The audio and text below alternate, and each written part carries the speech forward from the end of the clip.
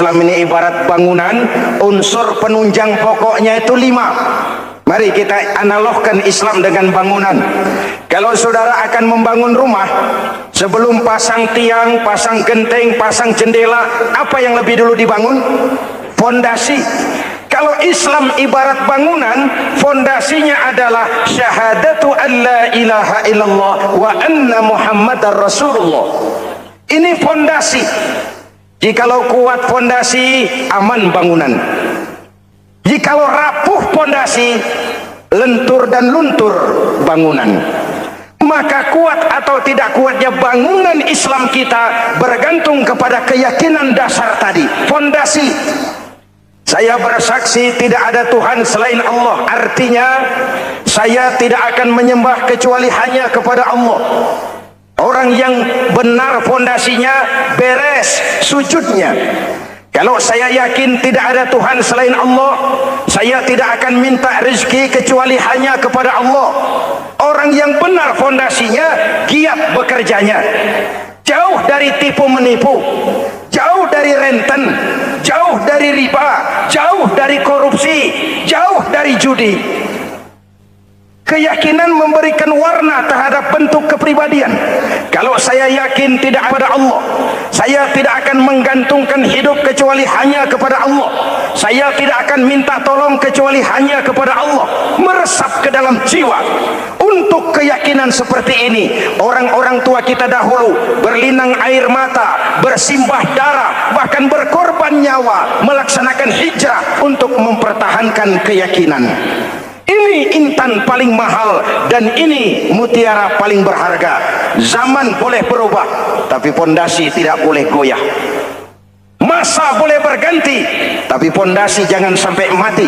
Karena iman kita hidup, untuk iman kita berjuang, dan dalam iman kita ingin kembali menghadap Allah Subhanahu. Masih ingat cerita tentang Bilal? Masih? Mengulang kaji saja. Bilal itu budak sahaya. Ketika masuk Islam, dipanggil oleh majikannya. Bilal, iya bos. Saya dengar kamu masuk Islam ya? Iya bos. Kok berani-beraninya kamu masuk Islam? Memangnya kamu budak siapa Bilal? Iya budak bos. Bos. Kamu kerja sama siapa? Sama bos. Bos. Yang gaji kamu siapa? Ya bos.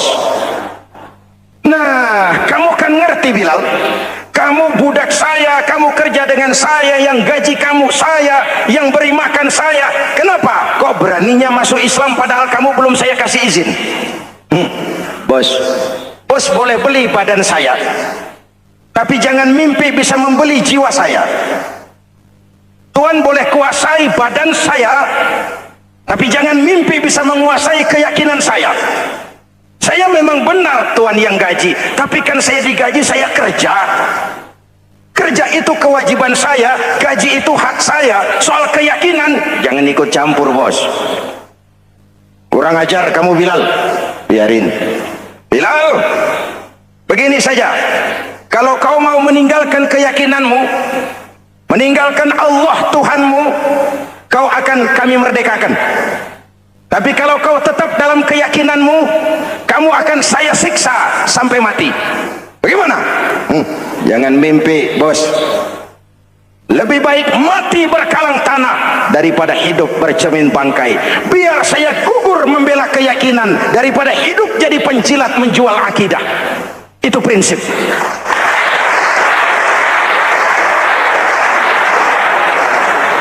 Gendeng kamu. Ayo siksa. Tangannya diikat, dihimpit dengan batu berat, dijemur dengan terik matahari padang pasir, terkelupas kulitnya, mengalir darah dari sekujur badannya, pecah bibirnya. Ayo Bilal, tetap bertuhan Allah dan kau akan mati di sini, atau kembali ke agama lama, kau jadi merdeka. Dari bibir yang pecah itu cuma keluar Allahu Ahad. Bilal, budak badannya, merdeka jiwanya. Maka namanya ditulis dengan tinta emas dalam sejarah. Kita zaman sekarang merdeka badan kita, tapi sering budak mental dan jiwa kita. Maka sejarah tidak pernah mau mencatat kita.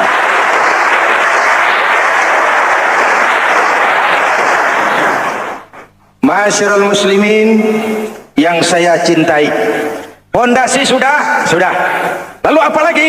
Mulai memancangkan tiang. Tiangnya 5. Ada tiang namanya zuhur, asar, maghrib, subuh, isya. Tetapi agar bangunan menjadi kuat, ada tiang-tiang tambahan namanya rawatib dan nawafil. Rawatib itu ba'diyah atau qobliyah, nawafil itu di luar itu. Agar bangunan menjadi kuat, dibentuk pribadi lewat sholat. Apa filsafatnya? Pertama, sholat itu simbol penyerahan total kepada Allah. Kita ini sudah kontrak. Innallaha ashtara minal mu'minina anfusahum wa amwalahum bi anna lahumul jannah.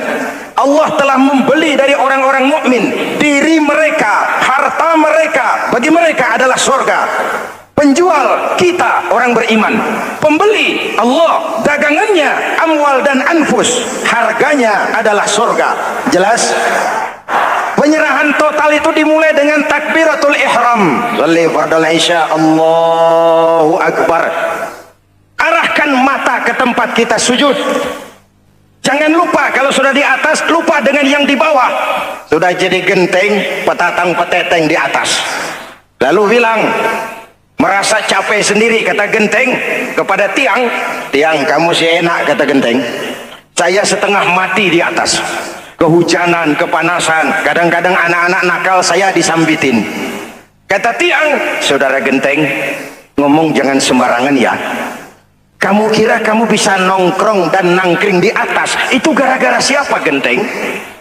Kan saya yang sokong dari bawah. Kamu jadi pejabat tinggi, jadi anggota ini, anggota itu. Kami rakyat yang angkat. Jangan sudah di atas kami ditekan. Jangan agama dijadikan topeng untuk kepentingan pribadi.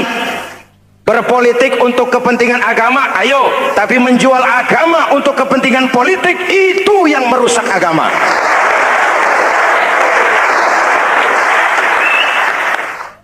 Ini kan kita lagi prihatin sedang meluncur kasus Pulau Gate 2. Innalillahi wa inna ilaihi raji'un. Kita lihat sajalah para petinggi kita sekarang bagaimana menyikapi hukum.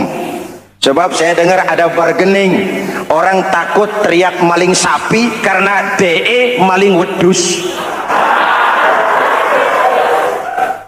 Tidak berani teriak ada maling sapi karena dia maling kambing. Yang lain maling ayam, dikumpulin ternyata maling semua.